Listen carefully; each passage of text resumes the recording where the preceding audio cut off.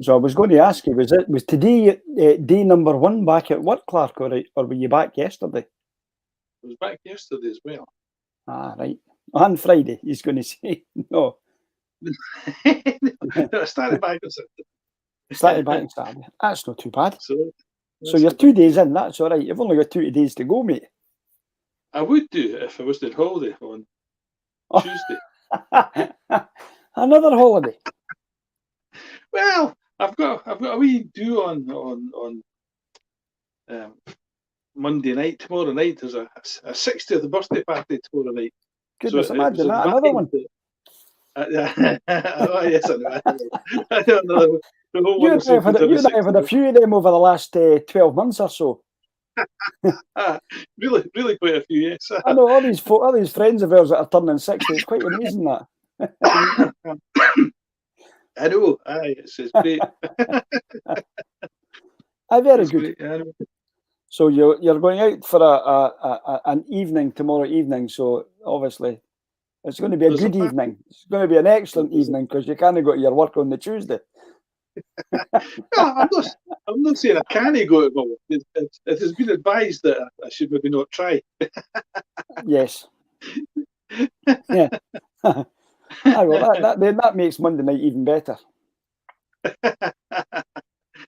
Aye, there's a good chance. Excellent. And this will be the first time I've had a chat with you since you returned from your Norwegian adventures. Yes.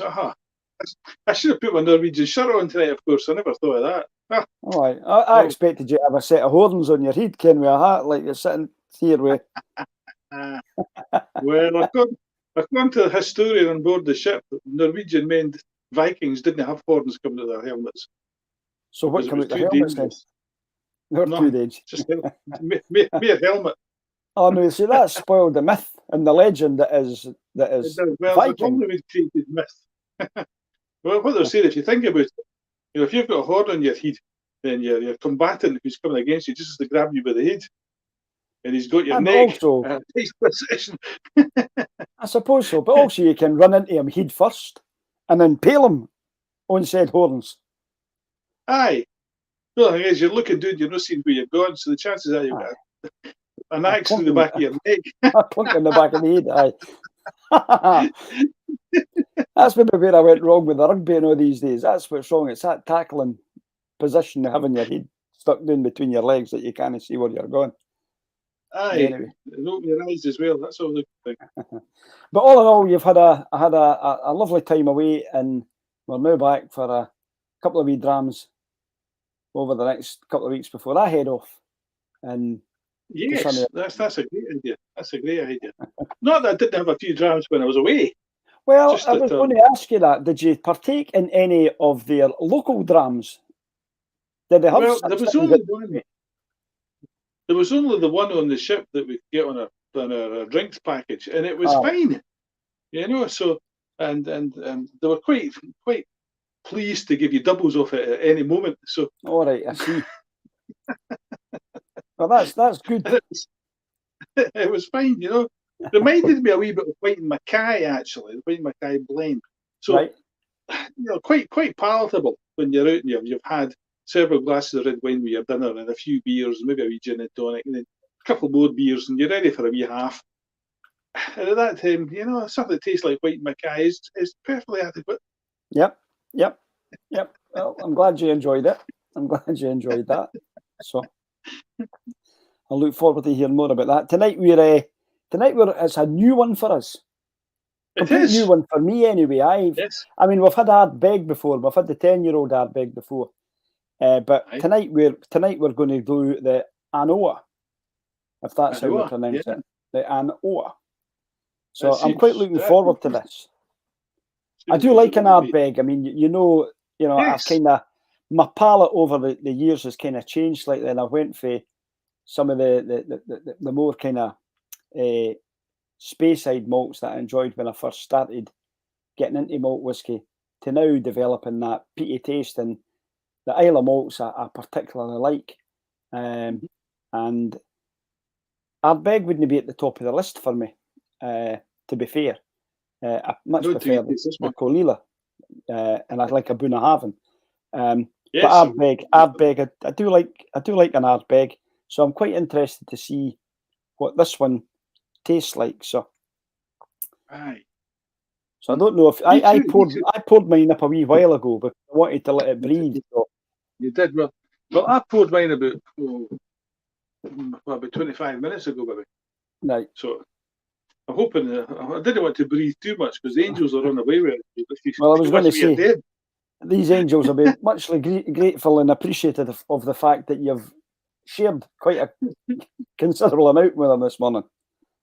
I can't wait to get to heaven. Can't wait to get to heaven because the angels must have loads of great malt whiskies up there. I think they've stored them in barrels, to be honest with you. Well, but this is the thing I would like to know is, do they then also have an angel share? No, they're saving it all for us. once it's up there, does it then go into a barrel and it still evaporates off, or they've got a way of keeping it in the barrel without letting it go? Oh, who knows? Who knows? Yep. Because I remember when we had that wee visit to Deanston, and the guy had told us, can't remember how many years that barrel had been on the shelf, and he asked us to guess how much do we think is still in it, because it's been there for, I can't mind, 80 years or something like that. Up to years, we all kind of guessed where we thought it'd be in the barrel, and we were all wrong. There was a couple of inches at the bottom. A couple of inches at the bottom. It was what a waste. But the angels must have had a great time. The angels must have had a great time. So I'm very looking forward to it. So this one here, Clark, you'll need this for your wee notebook so you can write it in. It's 46% proof, because I never gave you all this information. 46, Clark. It's a lovely. It's one of the things I like about Ardbeg. I've always liked their bottles, Clark. Yes. I like an Ardbeg bottle. I like the shape of the bottle, and yes, obviously the Celtic writing on it. I do like the Ardbeg bottle. Anyway, 46% proof it is. Yep. Well, they can't go wrong. And it's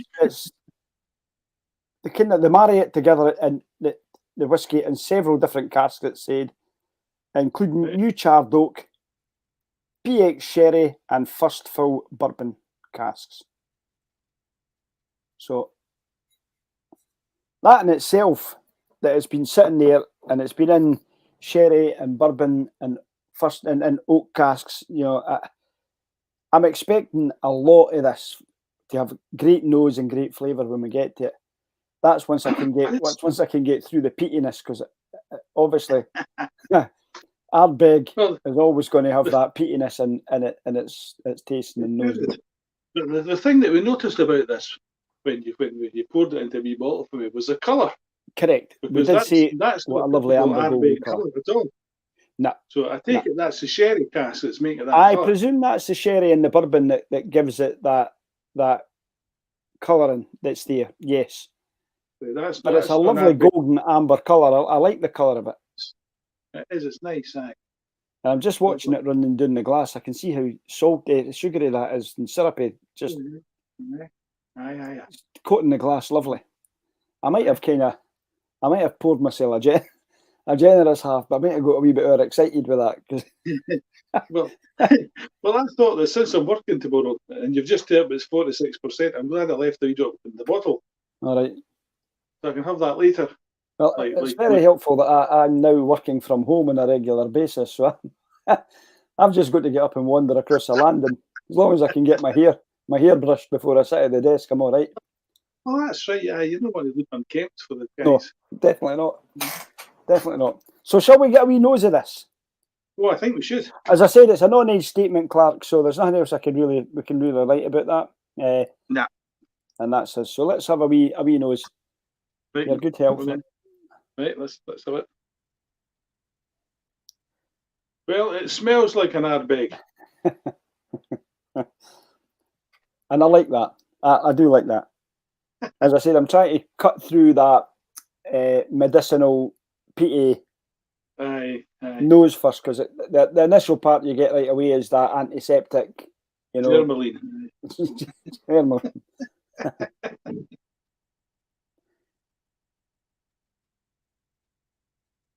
Once you get through that, there's a that's smoky, but there's also like a hint of coffee or something. Now I've just had a coffee, so I was thinking that I wasn't really noticing that, but as I say, I've just had a coffee. Oh, I tell you what, I can smell. I've not smelled this for a while. It smells like a lilo. A lilo. It smells like it's like lying in your bed on a lilo. I knew when you said to me straight away, I've not had this for a while. I knew exactly what was coming. It smells like a lilo. Right. It's like you're blowing up a lilo. That's what it smells like.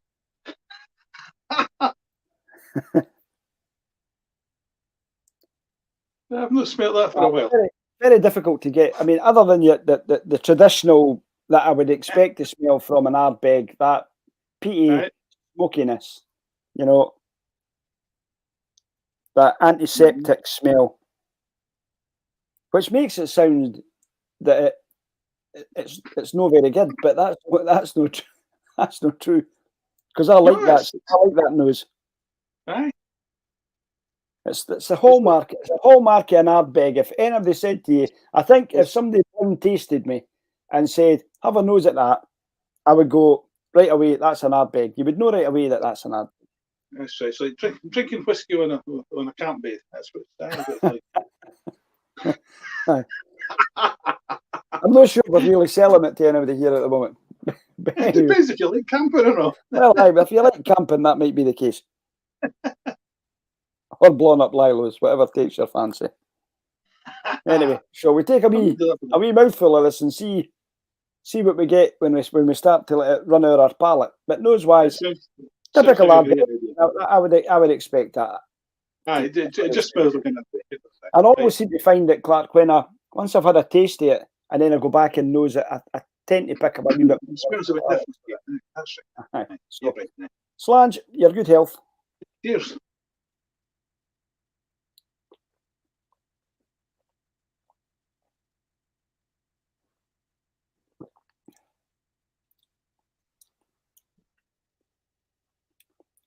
Oh, aye.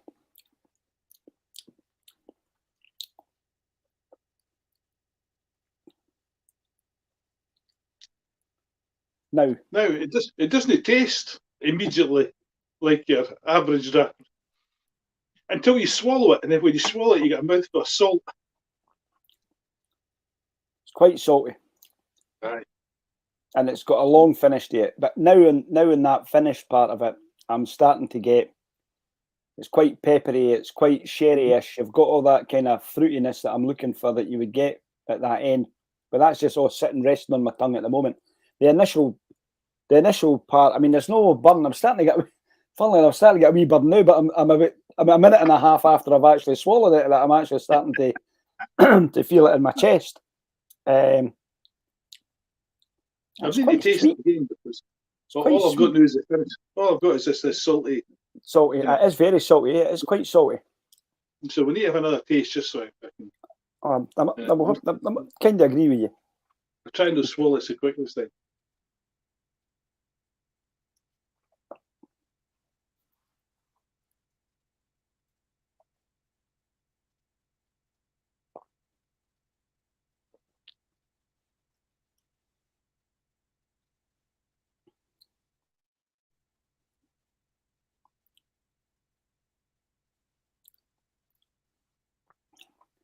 I like that, Clark. I like that very much. That's a fine man. Quite a wee taste of toffee on the front of your tongue. I think that's probably coming for the sherry cask. There's definitely a wee toffee. There is, and I'm getting a mouthful of dark chocolate as well, Clark. Aye. Mm. It's that kind of dark. It's that dark chocolate I like to. That really kind of 70%. Really cocoa-y stuff that you buy.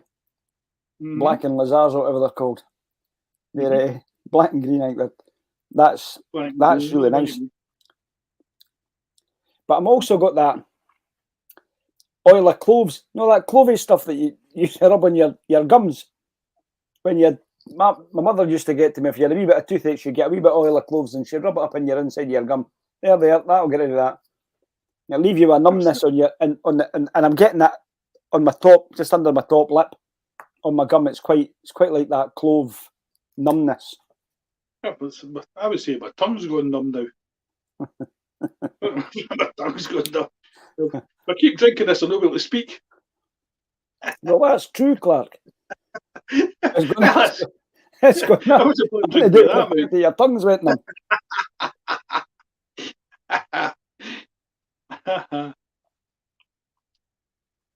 There a wee kind of dried fruity taste there, a wee touch of. There is. What I'm surprised it is. I'm surprised how smooth it is, Clark. It's got a silky oiliness to it, texture on your tongue. It seems to coat your tongue. Yeah, it's very oily. Yes, it is. And that's what it's kind of leaving. I think that's what leaves that finishing, and it lasts longer, is because it's actually coating my mouth. Aye, I see what you're saying. Aye. But certainly sweet. I get that kind of fruitiness that's coming for the sherry and the cask.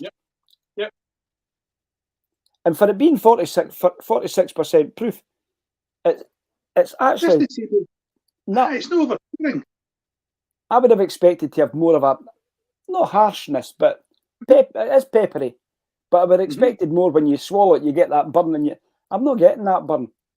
And there's some that at 46%, I know that I've added water to. I wouldn't want to add water to that. And the more I'm drinking it, the more I'm actually enjoying it. I don't think I need water. I don't think so. You maybe waste it, but then again, you don't know until you try.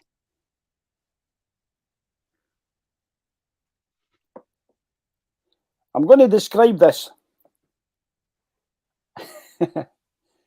It's like drinking it. It's like the waves breaking over the cliffs on the island of Isla. You mean it's salty? It is, but it's not just that. It comes to a crescendo in your mouth. You take a mouthful of it and it sits there, and then you drink it, and then it's like boom! It blasts that last bit into your mouth, and that's what it's like. Absolutely right. Absolutely right. You're getting all these toffees and sweetness and sort of figgy taste, and then as soon as it hits the back of your tongue, it vanishes in salt water. And it just woof. Aye. Just disappears, and then you're left with a pepperiness on your tongue. There's nothing no harshness in it. I love that. Tell you what I'd like, but I haven't any to try it with. But I could see a wee splash of that on an oyster, straight in your mouth. You know that I've done this before. I've done it with a Colila. I've done it with Talisker. I've done it with Colila. I've done it with Talisker. But I think you're right. And I know that we'd spoken about this before, taking an oyster and adding a wee drop of malt whiskey to it rather than putting a Tabasco sauce or whatever. Right. This would be ideal with that, Clark. I can see it working with that. A wee bit sweet as well. It's nice. I think that would work. It's just I have to get the oysters to try it. Well, I'll need to find out the next time I'm doing it the wee fish shop at the bottom of the hill here. When he's next getting some oysters in, and then I'll give you a shout. You can come up and we'll have a go. Hey. This sounds like a great idea. I mean, I knew you. I mean, you're always up for getting anything a go. So experimentation. That's absolutely correct. I know.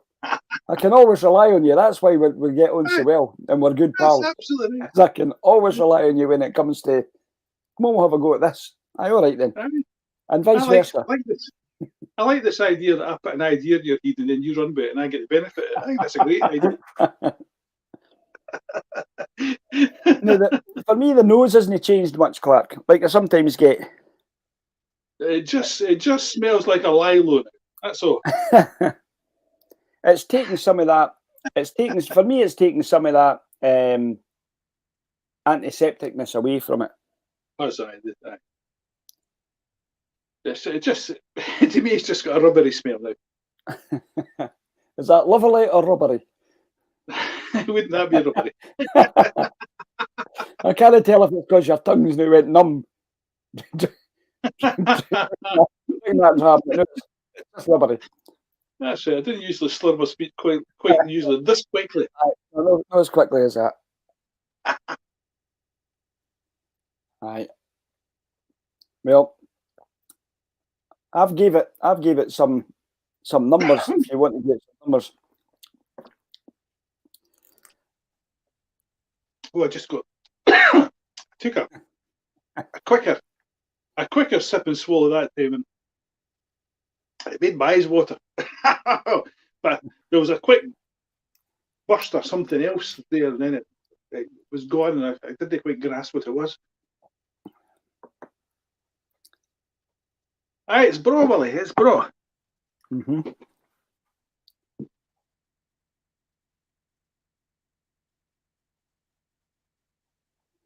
Just taking a few wee notes here and writing them down. I've given this as Maritime Smoky, Clark. I'll do that. And I think it's a medium when it comes to the dram. But there's a lot I like about this. I like the colour. I do like that nose because I've really got into the peaty malts over the last, well, I suppose since lockdown, to be honest with you. Since we started before we started recording them and doing this kind of stuff, you know, our events, having a dram every so often and dropping wee bottles of whiskey off each other's doors. That's right. It's the thing I'll remember about lockdown. Yep.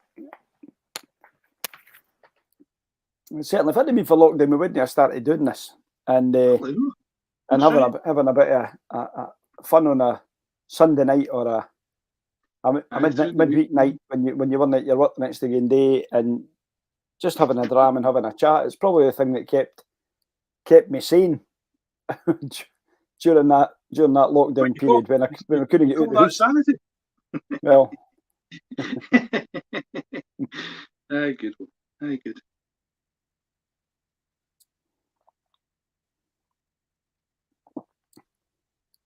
Well, so I'll give you a wee chance to kind of score it, see where you are before we say good evening and goodbye to our viewers.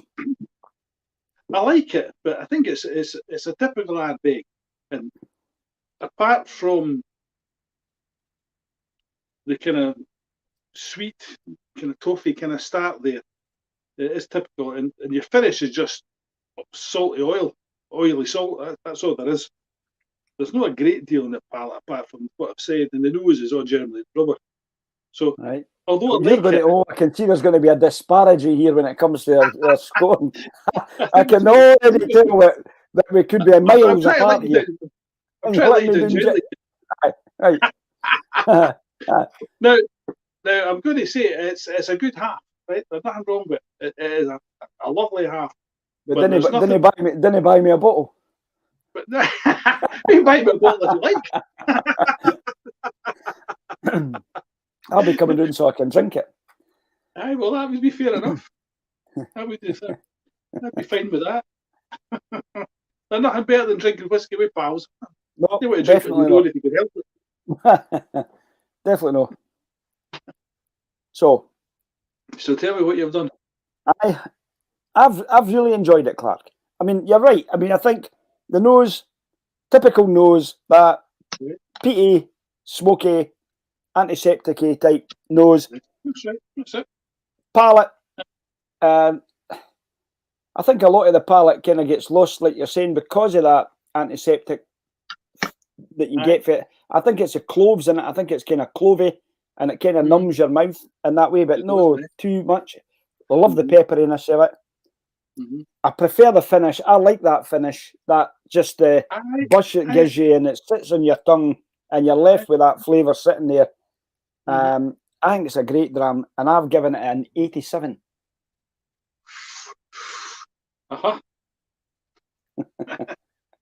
Well, I have the. Oh, sorry. Well, I stopped recording. Well, I will have the. No. I'm giving it a 20 across the board. So that's a 80. Aye, but to me that's I mean it's a nice dram, and I quite enjoy it. But there's only a few distinct things about it. You know, that it's not complex. There's not a lot of things going on. You've either got a mouthful of salt or you've got a nose for rubber.